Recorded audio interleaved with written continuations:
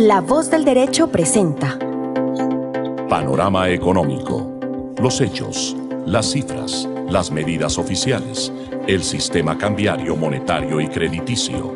Dirige y conduce Luis Alberto Ávila.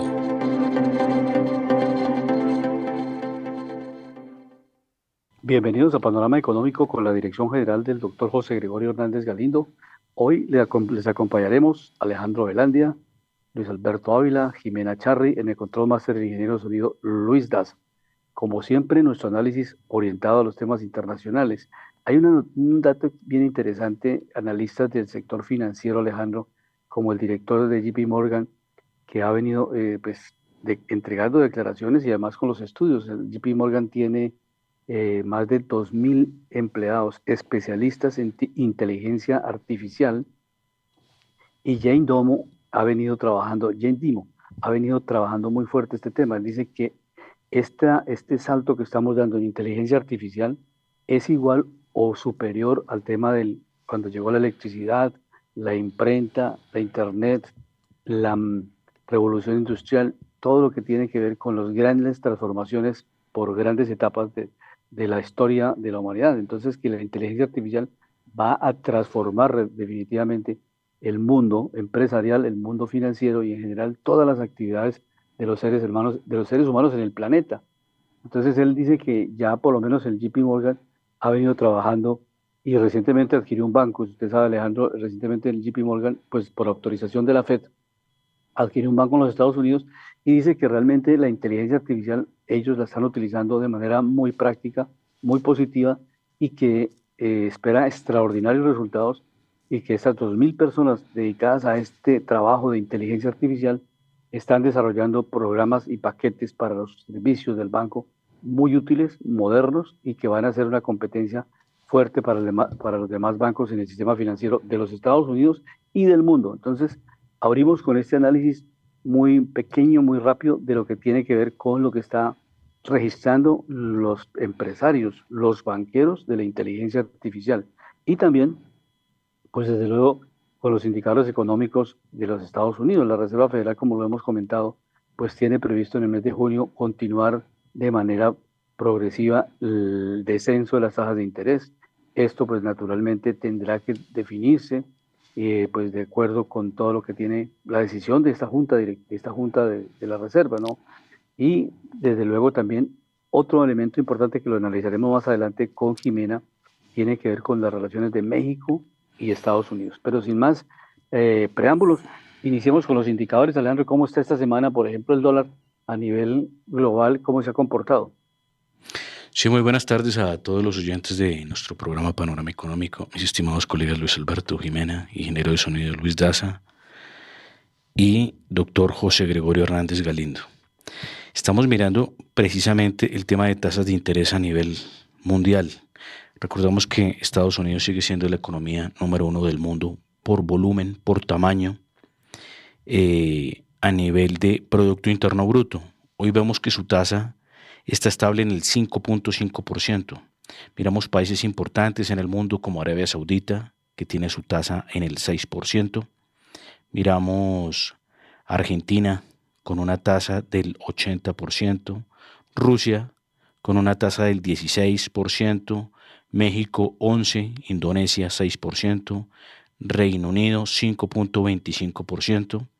Miramos países altamente industrializados en Asia como Corea del Sur, con su tasa por parte del Banco Central en 3.5%, Australia 4.35%, Japón, recordemos que la tasa ya la tiene en el 0%, Suiza, que es un gran referente a nivel de refugio de capitales, 1.5%, Singapur 3.42% y China 3.45%. Estoy hablando dentro de los países más importantes del mundo por tamaño de su economía. Miramos también en temas hoy importantes, miramos al peso versus el dólar, que hoy cierra en los 3.805 pesos, sube levemente el 0.96% positivo. Recordábamos que en días anteriores llegó a pasar por debajo, tocó la barrera y rompió la barrera De los 3.800 llegó a tocar valores de 3.767, 3.770, volvió a recuperar y recordemos que está cerrando hoy, miércoles, en los 3.805 pesos por cada dólar. También miramos otros valores importantes a nivel global. Miramos el peso versus la libra esterlina.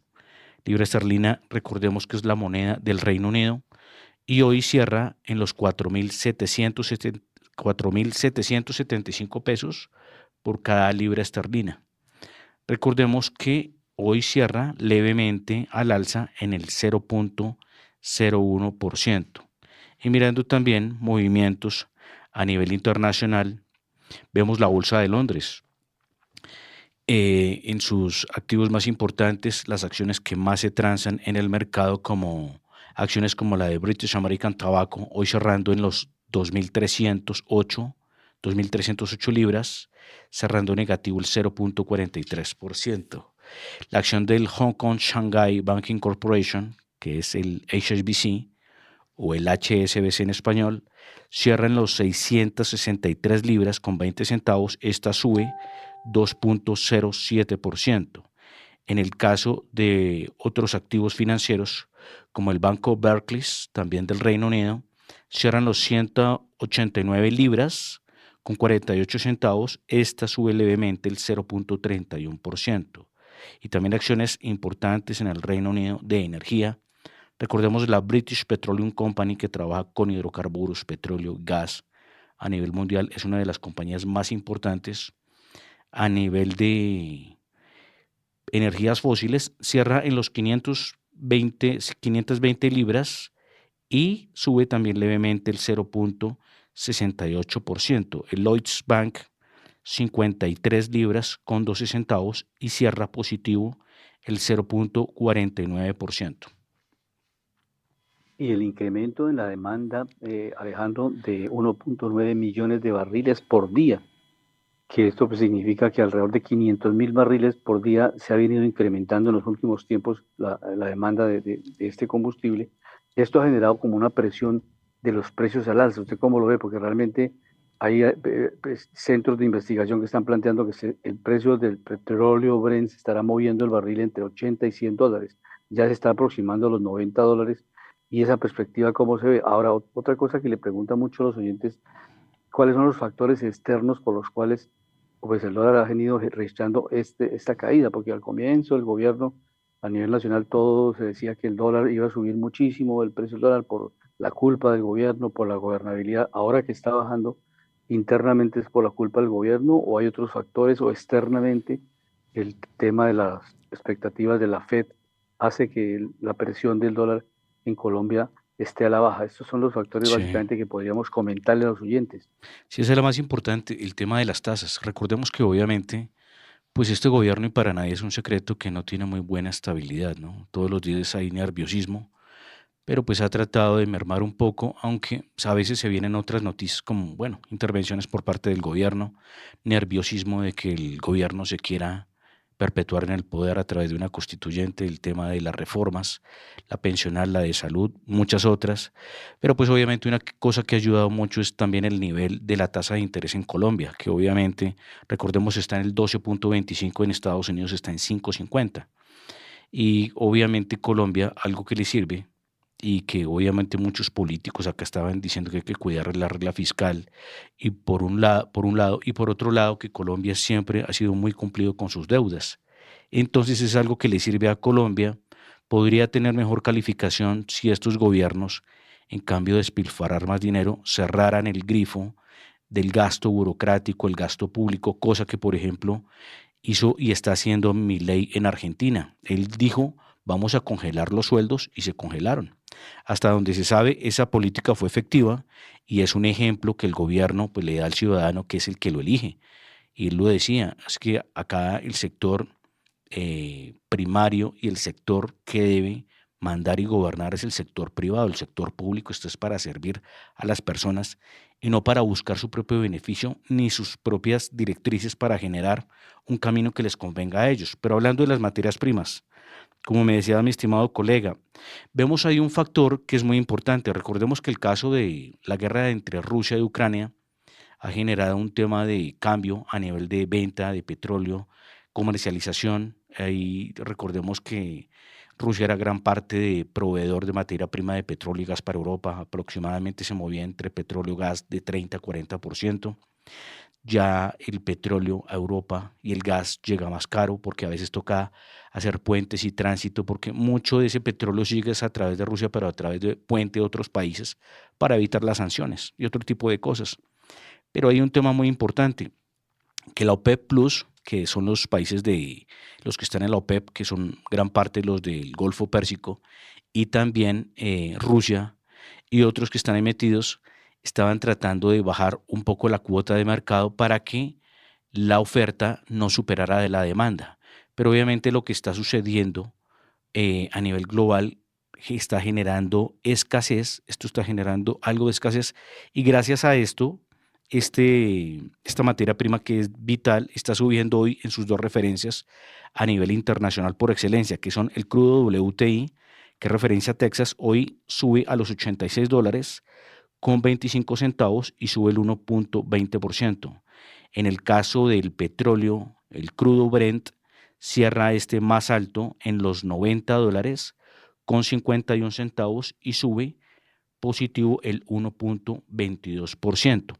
Por eso es importante hacerle un llamado acá al presidente de que cuidemos estos activos estratégicos, de que Ecopetrol, siendo una compañía de petróleo y gas que son energéticos vitales a nivel global, pues que obviamente ojalá pueda cambiar esa hoja de ruta y seguir dando permiso para exploración de desarrollo en petróleo y gas para nuevos proyectos, no solo para Ecopetrol, sino para otras compañías que también operan en Colombia, porque obviamente esto hace que tengamos una matriz energética diversificada y que podamos también ser sostenibles y con buena proyección a futuro a nivel de sostenibilidad energética.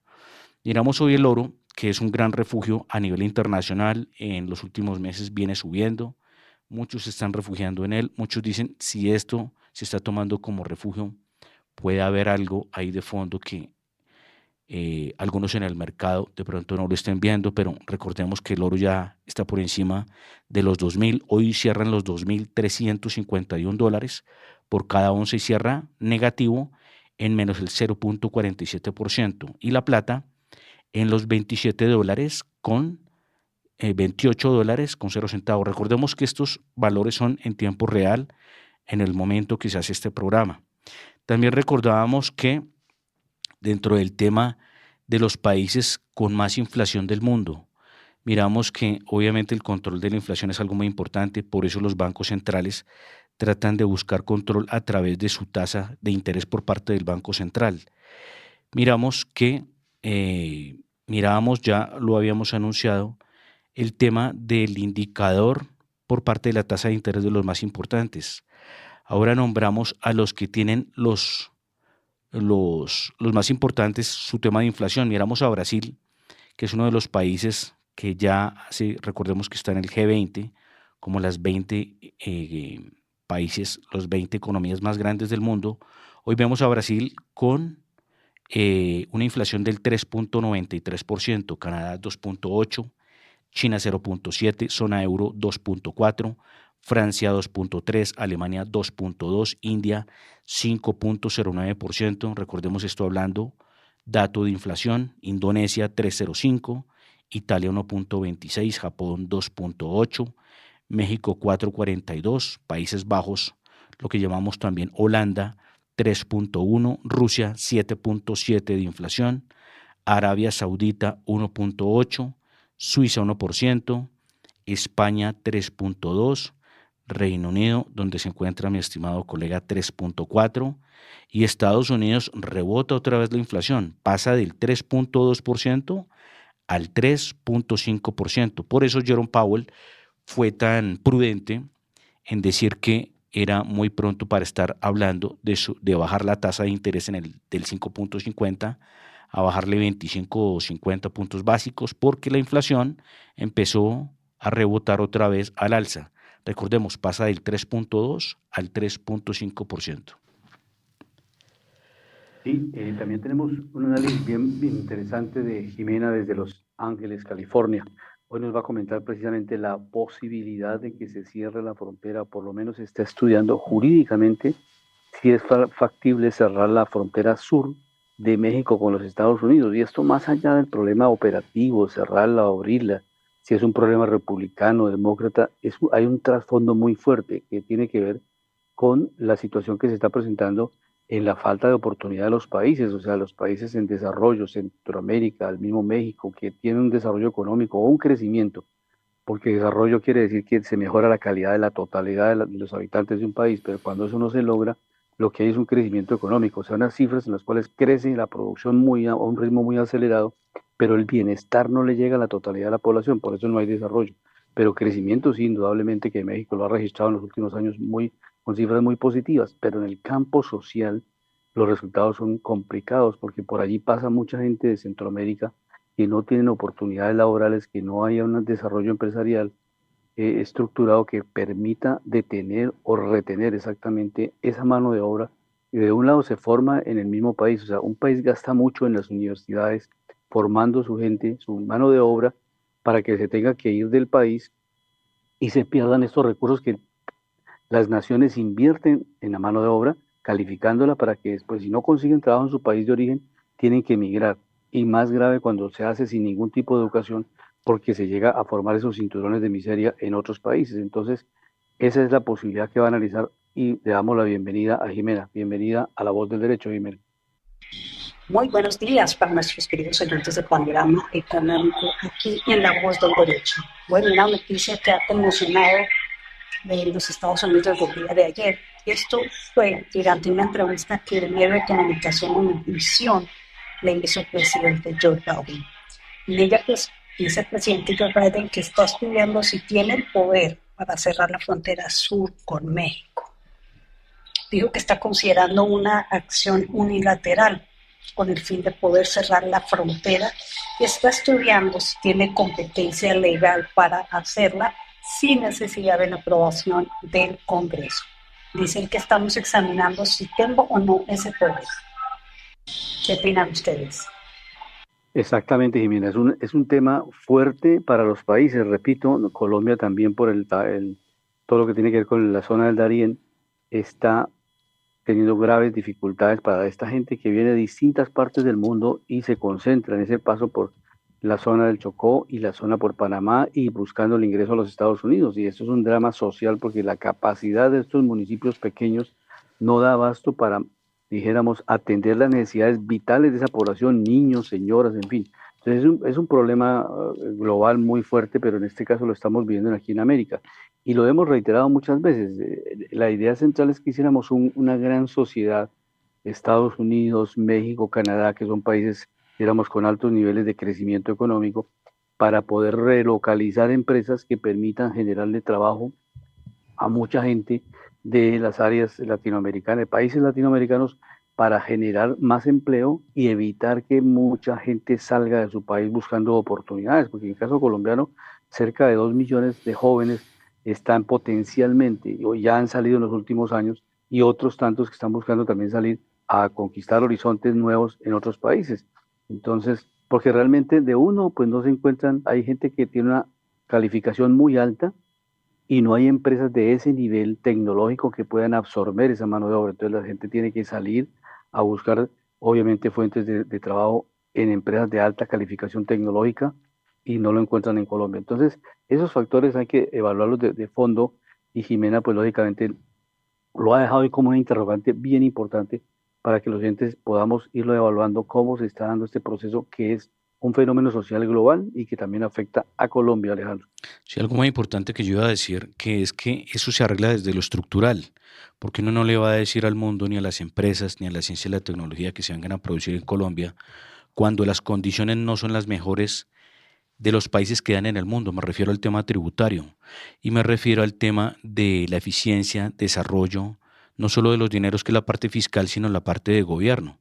Un gobierno que incrementa el gasto público inoficioso, un gobierno que no es juicioso, unos economistas que están en el gobierno que no tienen enfoque de desarrollo, de visión real económico, sino pues se la pasan es en la teoría y en la ideología, pero no miran los mercados, no miran los indicadores, no miran las profundidades, no miran las tendencias.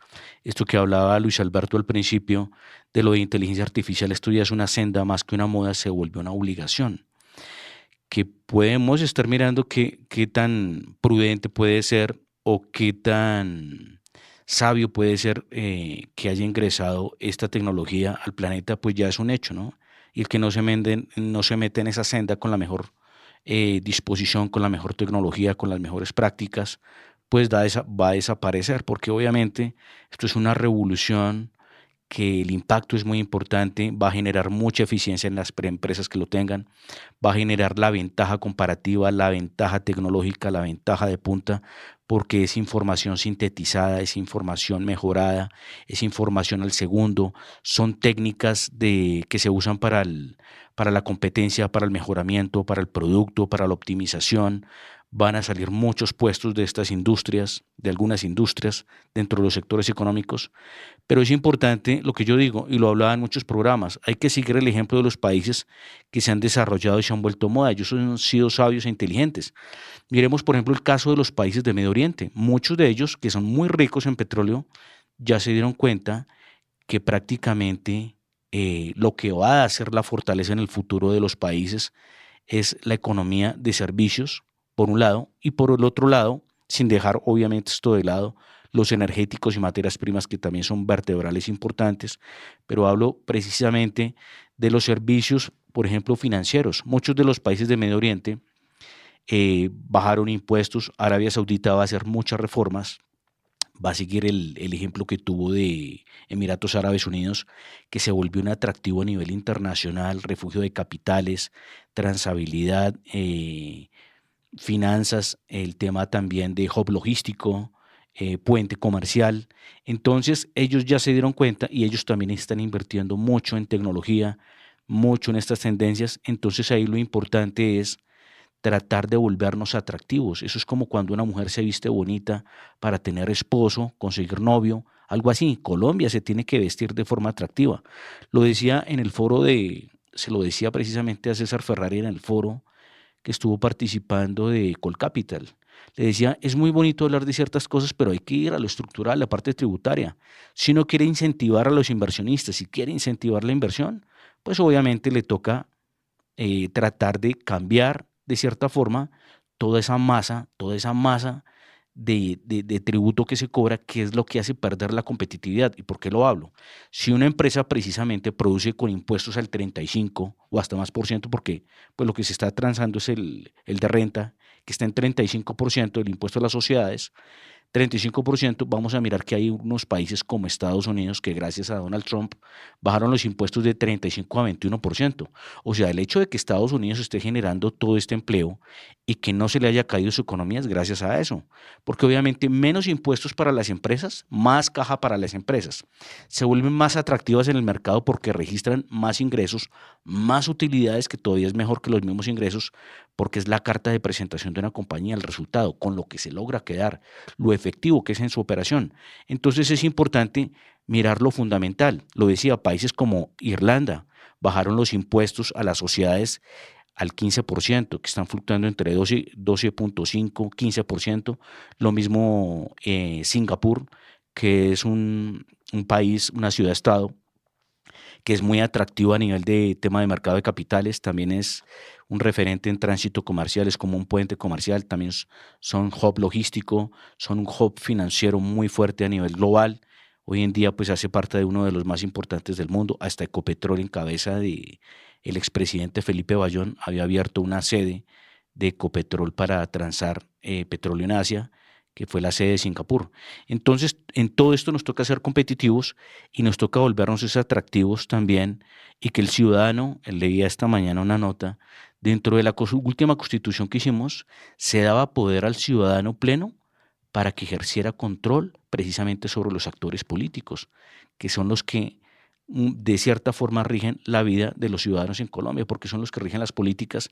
Entonces, el llamado es a que no se le engañe a la gente, que ya dejemos el populismo y la demagogia y que nos vayamos a los números, a lo práctico, volvernos atractivos para generar buen desarrollo. Lo decía, ya que Luis Alberto está en este momento en Londres, Reino Unido, Uno se da cuenta cuando pasa temporadas de invierno en estos países del norte de Europa, norte de Asia o el norte de Norteamérica, valga la redundancia, los países del norte de América, como Estados Unidos y Canadá, esas temporadas de frío o de hielo son 4 o 5 meses que son muy fuertes.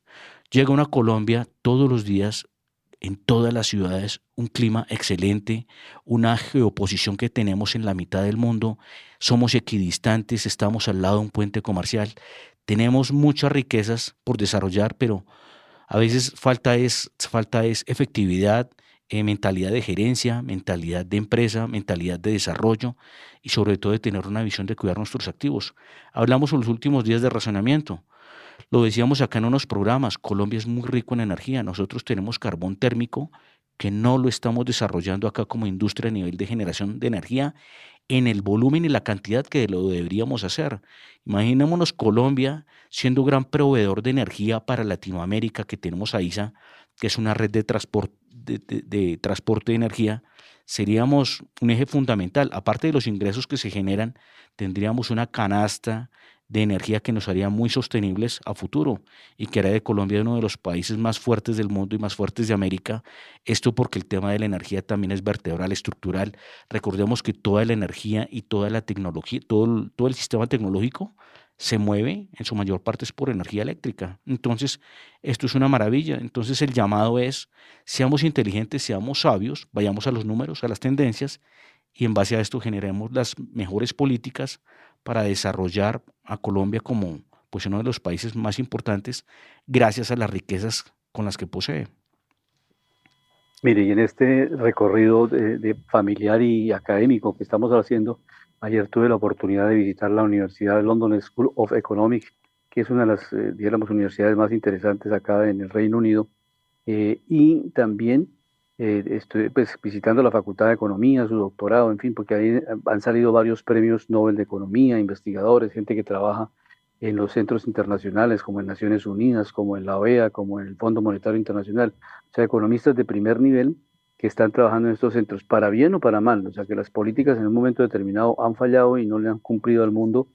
El sistema financiero hay que reformarlo a nivel global porque no está funcionando de manera eficiente, pero desde luego son universidades muy prestigiosas. Hoy tuve la oportunidad de desplazarme a Oxford, a conocer también la Universidad de Oxford, sus distintas sedes, los colleges, o sea, donde los estudiantes, todo el mundo debe estar inscrito en un college, o sea, va desarrollando su carrera y está inscrito en un college para que pueda también desarrollar otras actividades, es obligatorio, y obviamente integrarse de manera cultural a las universidades, entonces, y desarrollar también la investigación, la meditación, todo lo que tiene que ver con el análisis espiritual y material, no solamente lo técnico, sino también cómo los seres humanos tienen comportamientos. Y allí el primer ministro de Japón se formó precisamente en la Universidad de Oxford y varias personalidades del mundo se han formado en esta universidad.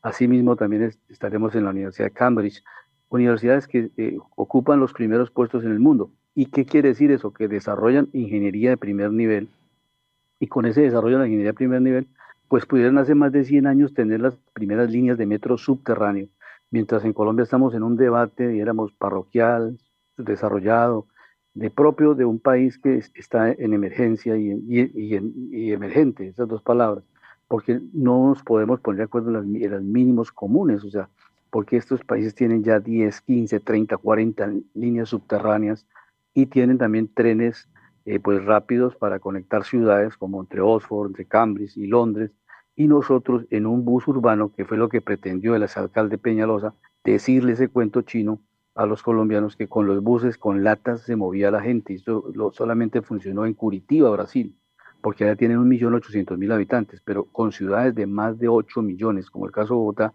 Londres tiene también 8.500.000. Se mueven es con metros, trenes subterráneos, trenes ligeros, trenes de alta velocidad, y eso tiene que cada 5 minutos usted sagradamente se moviliza. Yo hice el viaje, salí hace 1 hora y media de Oxford y aquí estoy desarrollando el programa con una puntualidad o'clock. Entonces no, se evita ese problema que un bus urbano no es un trancón porque tiene semáforos, tiene todos esos retrocesos y esas limitaciones que hay para la movilidad. Es muy distinto a la velocidad que usted desarrolla subterráneo a un tren elevado que tiene que tener muchas dificultades y restricciones desde el punto de vista ambiental para movilizarse. Entonces, esos son factores tecnológicos de alto nivel que lamentablemente nuestra cultura, pues obviamente no se puede dar esos debates porque la gente no está preparada. Los que tenían el poder de decidir, por ejemplo, Peñalosa en su primera alcaldía, él decía que estaba absolutamente en desacuerdo con los metros elevados porque generaban impacto auditivo, visual, y que él nunca iría a desarrollar un metro elevado. Y evidentemente en su segunda administración hizo todo lo contrario de las grabaciones que hay en distintos medios donde él decía que no era viable un metro elevado. Entonces ahí no se trata de si es la idea de blanco, negro, azul, sino cómo un país, si tiene unos propósitos comunes, puede avanzar, y Bogotá podría tener 10 líneas de metro en los próximos 20 años y desarrollar ese anillo de la movilidad como eje central del metro, y los buses y los trenes son los alimentadores del sistema y no lo contrario, que un bus, un metro sea el alimentador de un bus, o sea, que el metro termine en la 72 y se convierta en alimentador de la línea de buses. Eso es un absurdo tecnológico, pero bueno, estamos tratando de tomar estas experiencias y después de transmitirlas en los debates que realicemos académicamente en las distintas universidades. De acuerdo, así es muy importante en lo que hablamos siempre, no es irse a las ideologías, sino irse a lo práctico, lo que sirve, lo que funciona. También recuerdo cuando, ya que Luis Alberto nombra Oxford y Cambridge, recuerdo que el servicio público en Inglaterra, cuando estuve, era muy bueno, o sigue siendo muy bueno. Y hay un dato curioso, que no sé si Luis Alberto lo vio, que hasta los metros, pues en Londres son muy bonitos, son como curvos, y también habían hasta sillas en terciopelo, ¿no?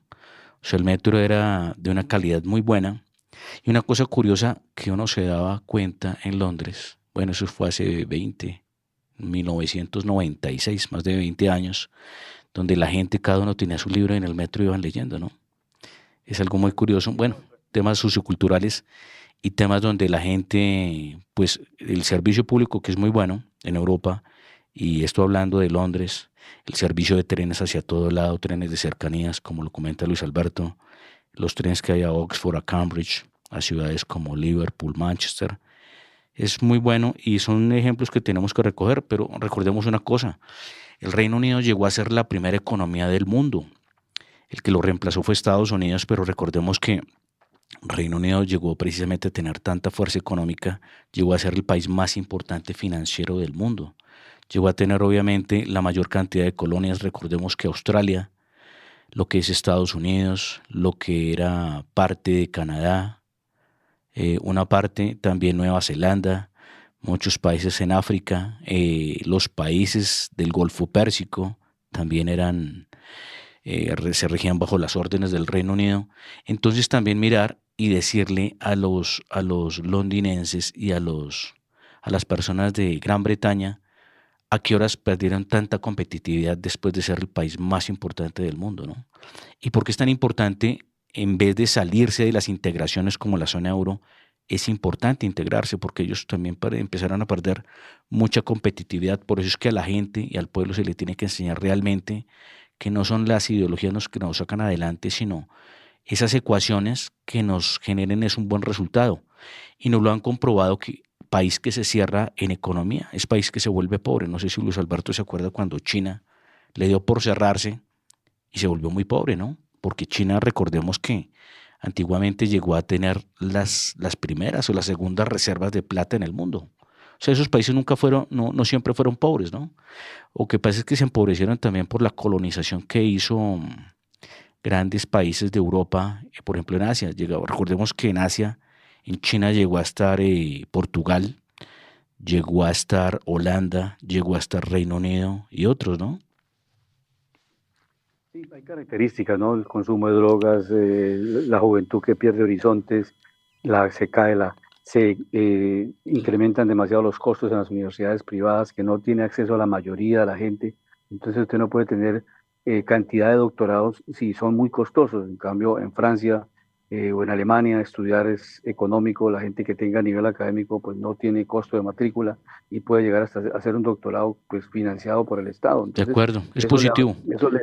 eso le genera a la población un ascenso rapidísimo y un mejoramiento y científico a nivel global muy grande. Pero lo hablo, Bueno, Luis Alberto, es como competitividad de país. Recordábamos sí, que sí, lo por que eso, pero decía, ahí está la clave de la innovación, porque si no hay esas universidades investigando, innovando, hay otras como la hicieron en Japón, como lo hicieron en China, que empezaron a tomar la delantera, y desde luego, pues eso fue lo que ha venido generando esa brecha, ese reposicionamiento de nuevos países en la esfera global. Pero tenemos en comunicación al ingeniero Jesús Emilio Peinado para que comentemos hoy un tema que es local, pero tiene que ver con el cambio climático, con tantos factores que nos anuncian que está pasando, que va a pasar, que miren, que tengamos cuidado, que prevención, y parece que nada, la alcaldesa Claudia López, no sé qué le pasó, pero la gerente del acueducto en su momento no tomó las prevenciones del caso, los semáforos en rojo, las medidas culturales, esa famosa campaña de MOCUS de cómo disminuir el consumo del agua en la ciudad de Bogotá, cómo utilizarla de manera racional, no lavar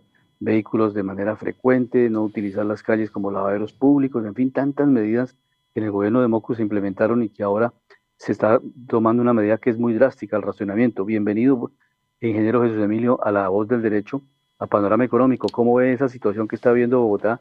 Y analicemos el contexto, cómo se da esta situación y por qué llegamos a esto y la perspectiva, o sea, qué nos espera si seguimos en esta situación del fenómeno del niño y ahora que viene el fenómeno de la niña.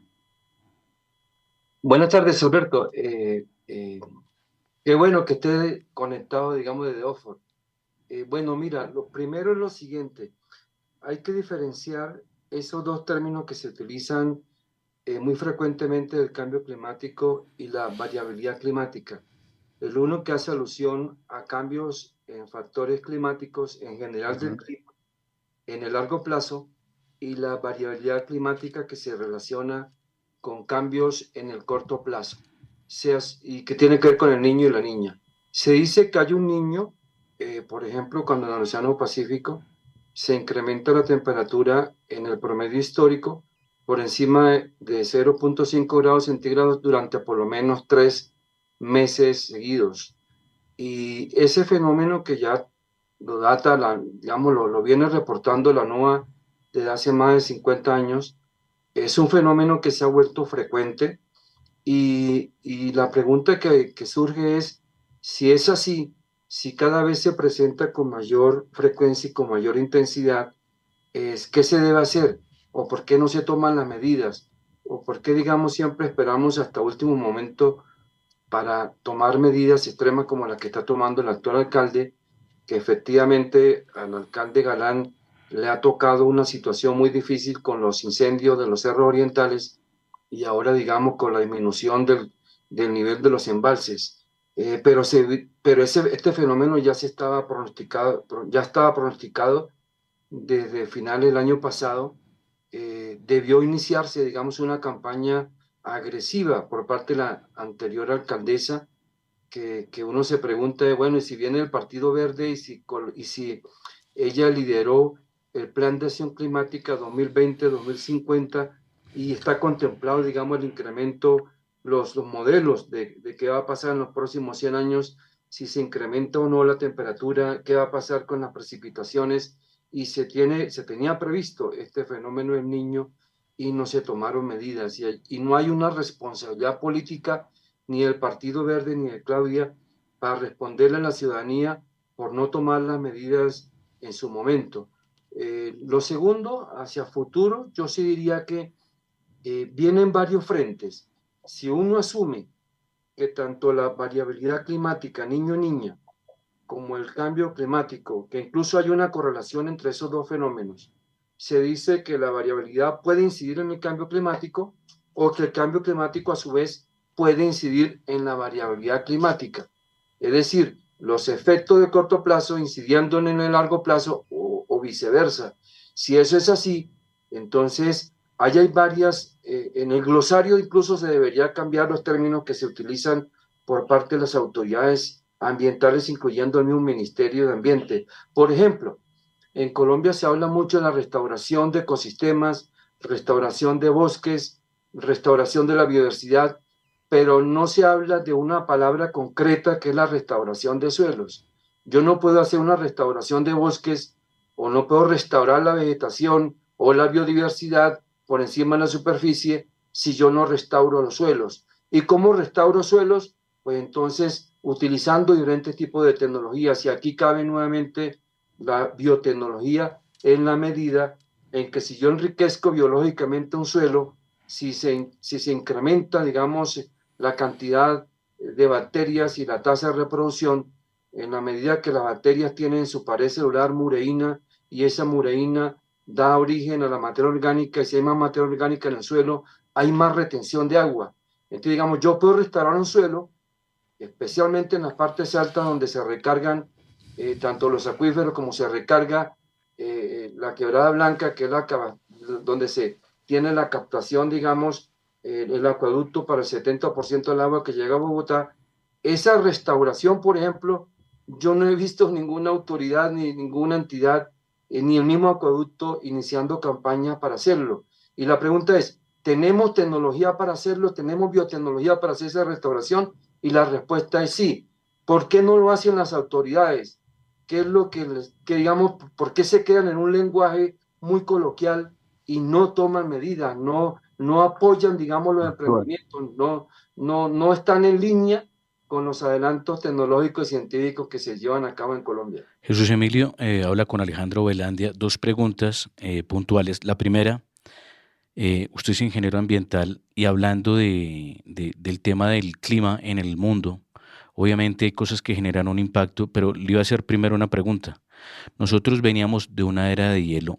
El mismo mundo no trata de circular así como las estaciones, pasar de una era de hielo a una era de calor y así sucesivamente. Esa es una pregunta.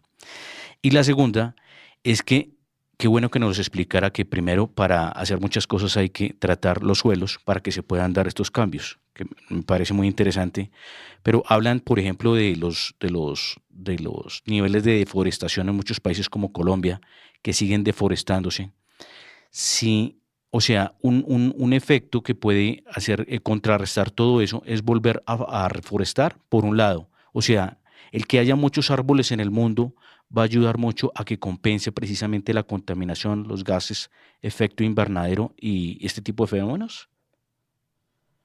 Gracias, Alejandro, por las dos preguntas. A ver si recuerdo la primera. Yo creo que se data desde la historia de la Tierra de más o menos 4 grandes glaciaciones, y esas glaciaciones pues efectivamente han dado lugar a la misma formación como conocemos la Tierra, y como a lo largo de la historia ha venido evolucionando, lugares que se hunden, otros que afloran, y una pregunta que siempre se ha hecho la comunidad científica es, si tú quieres correlacionar, así como lo plantea el IPCC, los niveles de CO2 con los cambios en la temperatura, es cómo monitorear el CO2, qué métodos hay y qué datación se tiene y qué bases históricas tú tienes. Entonces, para colocarlo de una manera muy sencilla, el CO2 tú lo puedes monitorear desde los anillos de los árboles, desde un núcleo de hielo. En el núcleo de hielo, digamos, en una gota de agua congelada, tú puedes tener información de CO2 y también de temperatura. Entonces, en la medida que tú tengas núcleos más profundos, de núcleos no solamente de un kilómetro, sino 2 kilómetros o más, en la medida que más profundo, posiblemente tú puedas tener mayor información. Pero la siguiente pregunta, digamos, el siguiente tema es, ¿qué tan representativo puede ser que tú tengas información de los polos, del polo ártico y de la Antártica, como para decir que eso representa lo que puede estar sucediendo en la Tierra y también puede estar sucediendo en el mar, que son las 3/4 partes del planeta Tierra? Digamos, ahí surgen muchas inquietudes, y no es fácil correlacionar, no es fácil decir que el CO2, que tiene una concentración del 0,38% en la atmósfera, tú puedes decir, ese gas con una concentración pequeña tú lo responsabilizas del incremento de la temperatura a lo largo de la historia. Esa es como la gran discusión que se tiene entre los que defienden o los que hacen parte del IPCC y un grupo de científicos escépticos. Pero se dan de hecho casos en los que uno puede ver que en unas partes del planeta se incrementa la temperatura y en otros más bien hay un congelamiento. Es un poco también como que en los últimos años sí ha habido como cambios abruptos, cambios extremos, fenómenos naturales extremos que te lleva a decir que efectivamente el problema sí existe, pero lo que está en discusión no es el problema ni el efecto ni los impactos. Lo que está en discusión es la causa. Si la causa es antropogénica o es geogénica, si es causada porque efectivamente emitimos 6 gases o de los 6 gases 3 los emite el hombre, o si es un fenómeno natural. Y la segunda pregunta, Reforestación. digamos, de una manera también muy sencilla, dos expresiones para tener en cuenta. No es lo mismo decir reforestar a revegetalizar.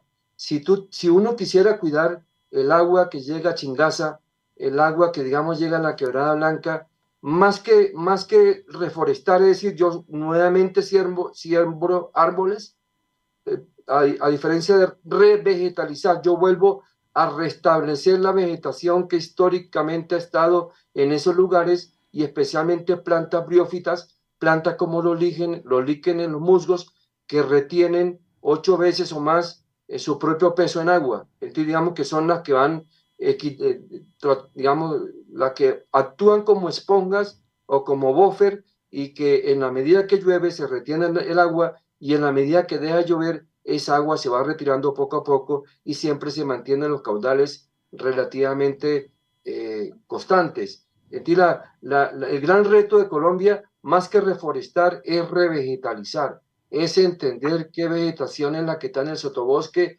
volver a establecer esas plantas briófitas, cuidarlas, saber cuáles son las zonas de recarga, cuáles son las zonas de descarga y si son de recarga, a quién le corresponde esa protección. Y de hecho en Bogotá y en la región, pues claramente la protección está fuera de la jurisdicción de Bogotá, entonces tiene que darse del plan, digamos, del estudio regional del agua y de los planes de manejo ambiental de los acuíferos y de tomar medidas en lo que se llama región metropolitana, Bogotá, región metropolitana, que Bogotá, digamos, es la gran consumidora de agua, pero necesita compensar, incentivar, reconocer que otros municipios tienen la zona de recarga y existen varios mecanismos económicos para que efectivamente esas zonas estuvieran protegidas y adicional de protegidas, se pudieran restaurar los suelos y después de restaurar los suelos con incorporar la materia orgánica con biotecnología, con el uso de microorganismos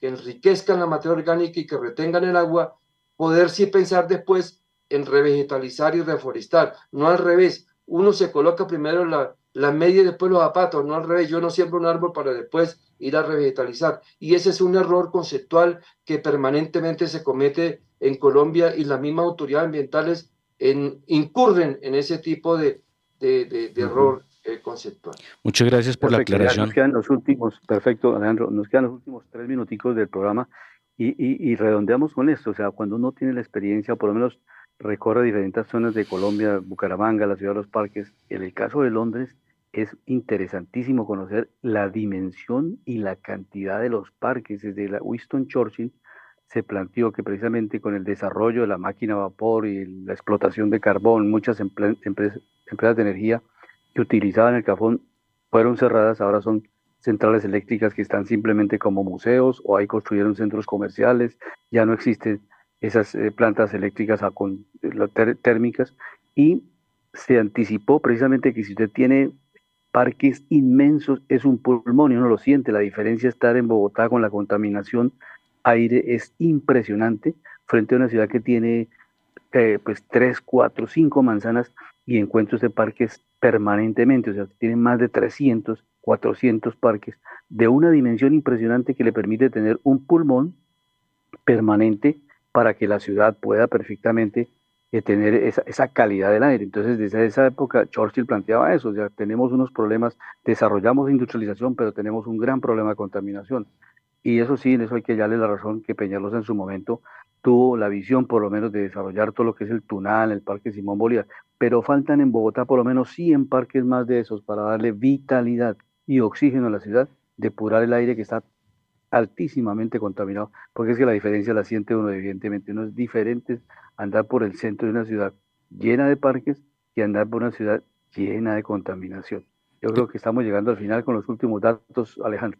De acuerdo, y es el control también de la emisión, ¿no? Porque, por ejemplo, que uno encuentra en Bogotá, pues, automóviles o servicio de transporte público que contamina mucho y que pues muchas veces la revisión tecnomecánica pasa de una forma que no es muy legal porque se ve que muchos carros contaminan, entonces se trata de tener control sobre eso, el tema de los catalizadores, porque es que la tecnología se puede desarrollar, todas las tecnologías siempre y cuando, lo hablaba la otra vez, ya existen camiones con tecnología Euro 5, Euro 6, que es lo que prácticamente ya contamina en un nivel como tipo gas. Entonces es importante pues ir a las soluciones a estos temas y hay algo muy importante que es que no se lo preguntamos a Jesús Emilio Peinado, pero no sé si usted recuerda, ya se nos está acabando el programa, pero cuando antes se cogía de combustible a la madera. Y pues para coger de combustible a la madera, pues obviamente imagínense cuántos bosques no se tenían que talar.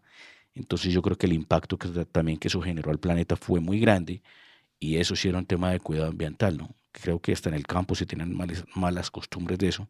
Y pues hay que recordar que pues gracias a esa vegetación y gracias por la aclaración en lo que tiene que ver a la revegetación, revegetar, fue algo que nos dijo. Entonces es importante y es como es de importante cuidar esos activos que tiene Colombia, que son los páramos, que son fábricas de agua naturales, porque ahí es realmente donde está un activo de generación de valor de materia prima como lo es el agua dulce, ¿no? Entonces muy importante y gracias, ingeniero Jesús Emilio, por venir, por estar aquí con nosotros el día de hoy en Panorama Económico. Alejandro, un minuto solamente para decirte que hay registros fotográficos de los cerros orientales completamente pelados, digamos, no había un solo árbol. Se acabó completamente, digamos, la vegetación porque hace más de 100 años se colocaban impuestos, por ejemplo, a los indígenas, y se les cobraban impuestos en especie. Tenían que traer leña para que la mayoría de cocinas pudieran hacer sus almojábanes y sus arepas.